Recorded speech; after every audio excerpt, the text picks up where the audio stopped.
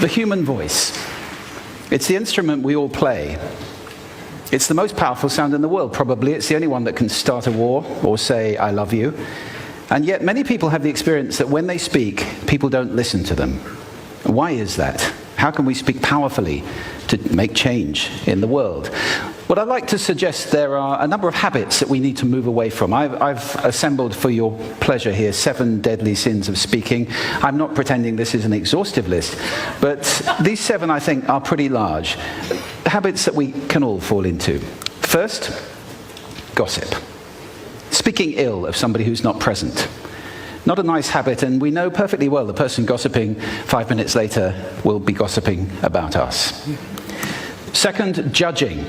We know people who are like this in conversation, and it's very hard to listen to somebody if you know that you're being judged and found wanting at the same time. Third, negativity. You can fall into this. My mother, in the last years of her life, became very, very negative, and it's hard to listen. I remember one day I said to her, it's October the 1st today, and she said, I know, isn't it dreadful? It's hard to listen when somebody's that negative. And another form of negativity, complaining. Well, this is the national art of the UK. It's our national sport. We complain about the weather, about sport, about politics, about everything. But actually, complaining is viral misery. It's not spreading sunshine and lightness in the world. Excuses. We've all met this guy. Maybe we've all been this guy. Some people have a blame thrower. They just pass it on to everybody else and don't take responsibility for their actions. And again, hard to listen to somebody who's being like that. Penultimate, the 6th of the 7, embroidery, exaggeration. It demeans our language, actually, sometimes. For example, if I see something that really is awesome, what do I call it?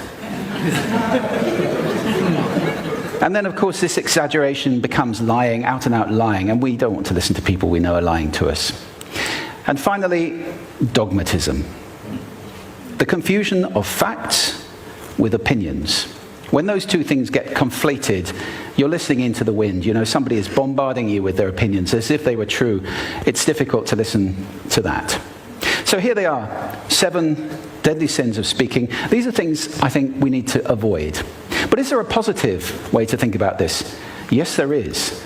I'd like to suggest that there are 4 really powerful cornerstones, foundations, that we can stand on if we want our speech to be powerful and to make change in the world. Fortunately, these things spell a word.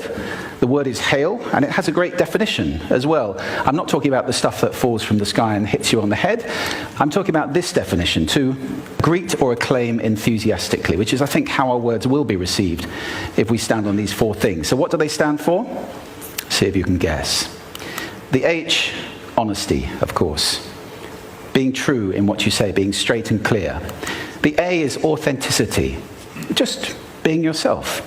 A friend of mine described it as standing in your own truth, which I think is a lovely way to put it. The I is integrity, being your word, actually doing what you say, and being somebody people can trust. And the L is love.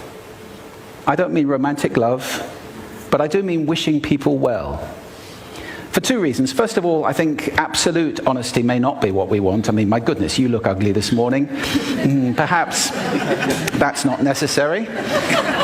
Tempered with love, of course, honesty is a great thing. But also, if you're really wishing somebody well, it's very hard to judge them at the same time. I'm not even sure you can do those 2 things simultaneously. So, hail. Also, now that's what you say, and it's like the old song, it is what you say, it's also the way that you say it. You have an amazing toolbox. This instrument is incredible, and yet this is a toolbox that very few people have ever opened. I'd like to have a little rummage in there with you now, and just pull a few tools out that you might like to take away and play with, which will increase the power of your speaking. Register, for example. Now, falsetto register may not be very useful most of the time, but there's a register in between. I'm not going to get very technical about this for any of you who are voice coaches. You can locate your voice, however. So if I talk up here in my nose, you can hear the difference. If I go down here in my throat, which is where most of us speak from most of the time. But if you want weight, you need to go down here to the chest. You hear the difference? We vote for politicians with lower voices. It's true. Because we associate depth with power and with authority. That's register. And we have timbre. It's the way your voice feels. Again, the research shows that we prefer voices which are rich, smooth, warm, like hot chocolate. Well, if that's not you, that's not the end of the world, because you can train. Go get a voice coach. And there are amazing things you can do with breathing, with posture, and with exercises to improve the timbre of your voice. Then prosody. I love prosody. This is the sing-song, the meta-language that we use in order to impart meaning. It's route one for meaning in conversation. People who speak all on one note are really quite hard to listen to if they don't have any prosody at all. That's where the word monotonic comes from, or monotonous, monotone. Also, we have repetitive prosody now coming in, where every sentence ends as if it were a question, when it's actually not a question, it's a statement. And if you repeat that one over and over, it's actually restricting your ability to communicate through prosody, which I think is a shame. So let's try and break that habit. Pace. I can get very, very excited by saying something really, really quickly, or I can slow right down to emphasize. And at the end of that, of course, is our old friend, silence. There's nothing wrong with a bit of silence in a talk, is there? We don't have to fill it with ums and ahs. It can be very powerful. Of course, pitch often goes along with pace to indicate arousal, but you can do it just with pitch. Where did you leave my keys? Where did you leave my keys? It's a slightly different meaning in those two deliveries. And finally, volume.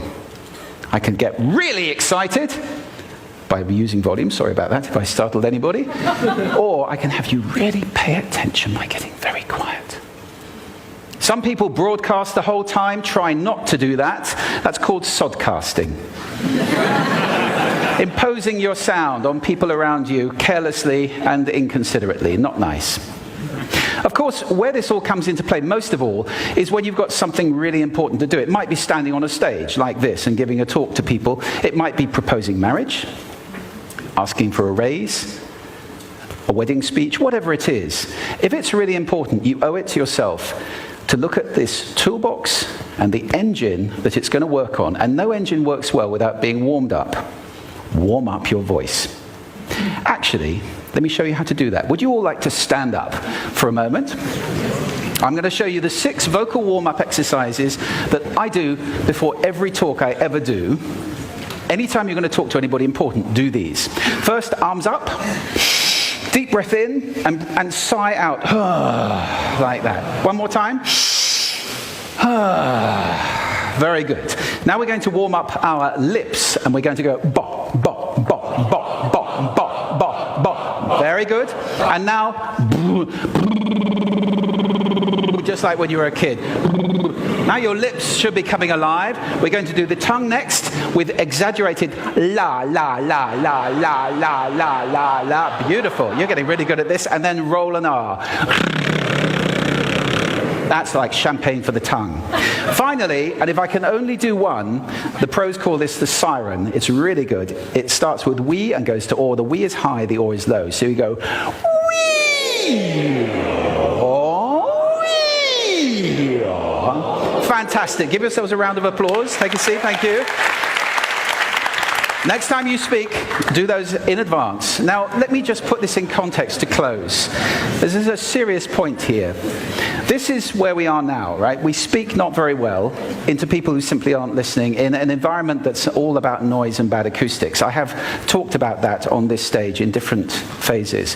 What would the world be like if we were speaking powerfully to people who are listening consciously in environments which were actually fit for purpose? Or to make that a bit larger, what would the world be like if we were creating sound consciously and consuming sound consciously and designing all our environments consciously for sound? That would be a world that does sound beautiful, and one where understanding would be the norm. And that is an idea worth spreading. Thank you.